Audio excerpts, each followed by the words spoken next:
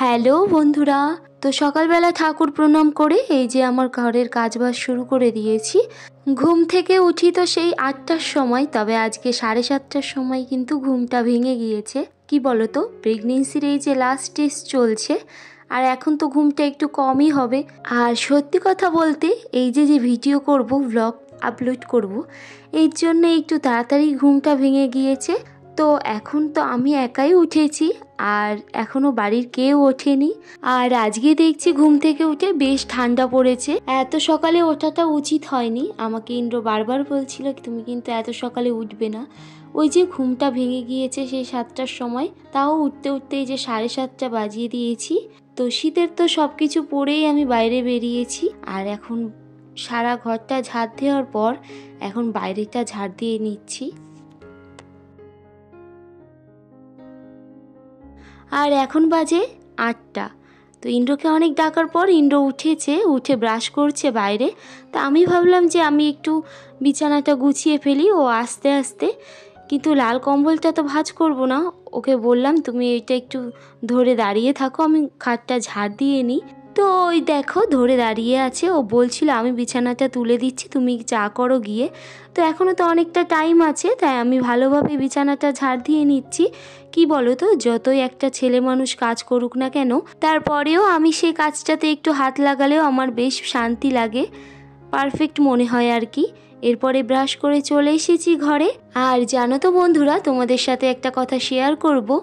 এই 9 মাস ধরে তো প্রেগনেন্সিতে রয়েছি, তবে এই জিনিসটা এখনও কিছু মনে হয়নি।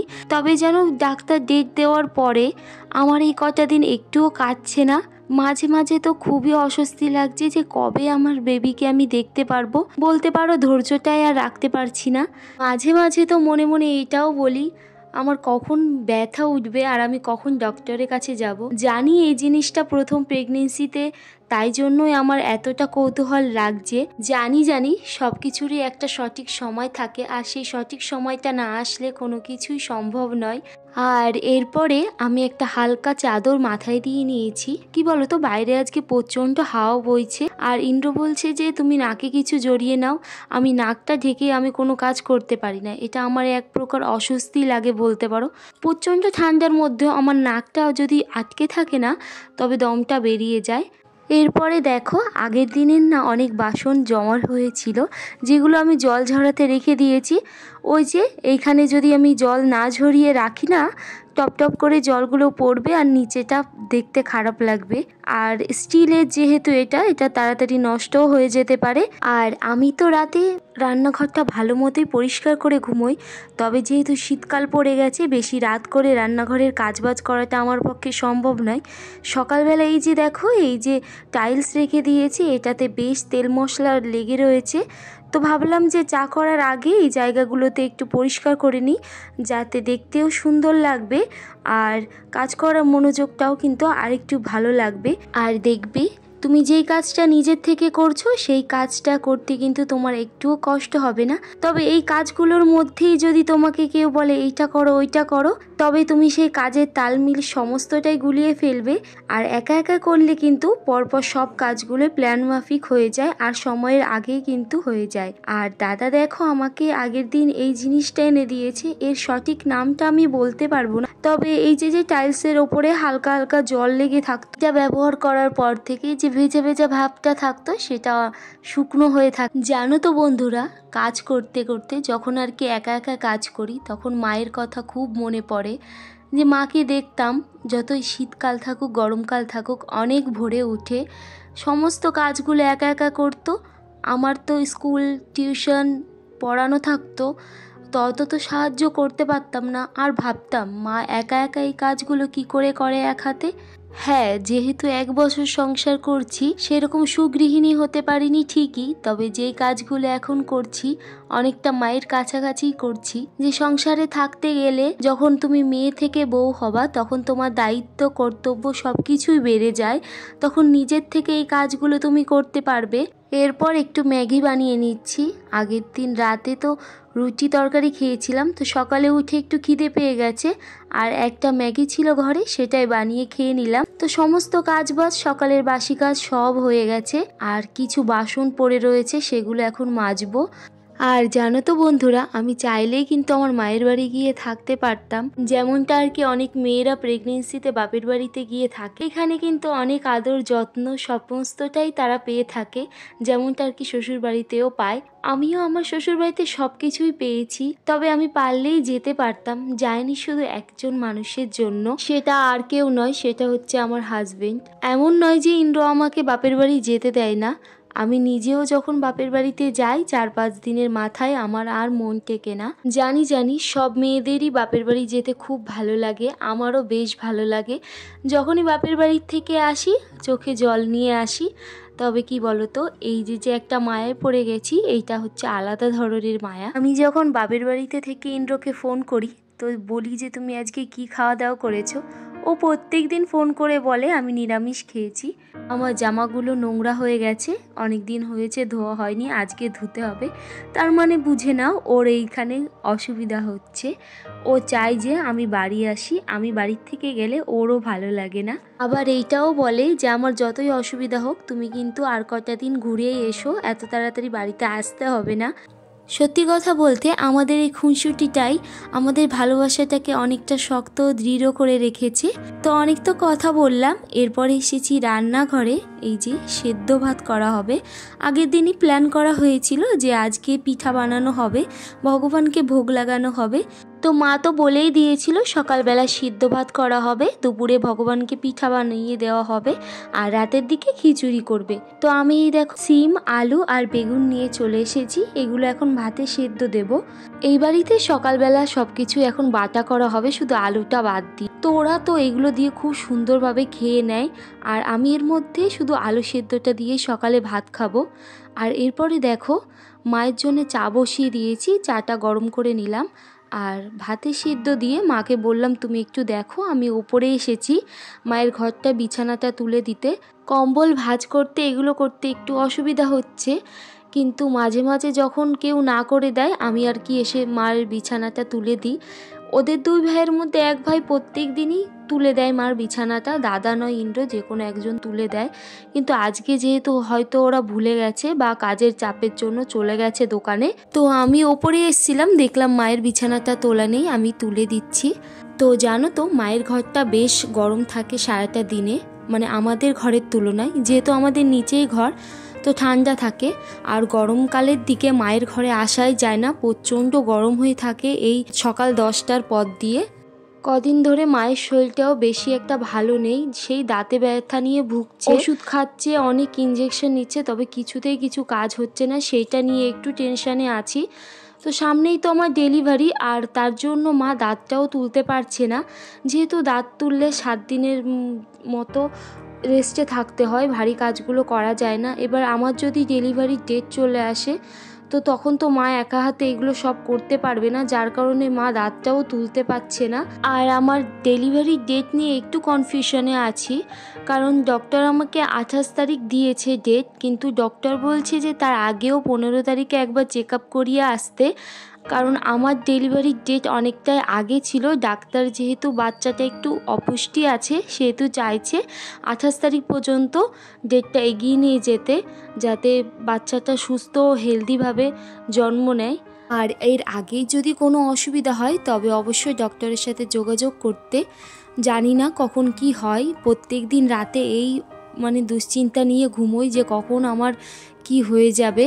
এরপর দেখো ছাদে চলে এসেছি জামা কাপড় নাড়তে, মাই আসে ছাদে জামা কাপড় নাড়তে, তবে আজকে বাজার করতে যেতে লেট হয়ে গেছে। মাকে বললাম তুমি বাজার করতে যাও, আমি ওপরে জামা কাপড়গুলো মেলে দিচ্ছি। আগের দিন জিন্সের প্যান্ট 4টে আমি ভিজিয়ে দিয়েছিলাম, ইন্দ্র তো ধুয়ে দিয়েছে, তবে কালকে পুরোপুরি শোকায়নি, সেইগুলো মা দেখছি ভাঁজ করে রেখেছে। তো মাকে বললাম তুমি ভাঁজ করে কেন রেখেছো, এগুলো ভাঁজ করে রাখলে একটা দুর্গন্ধ মতো বেরোয়।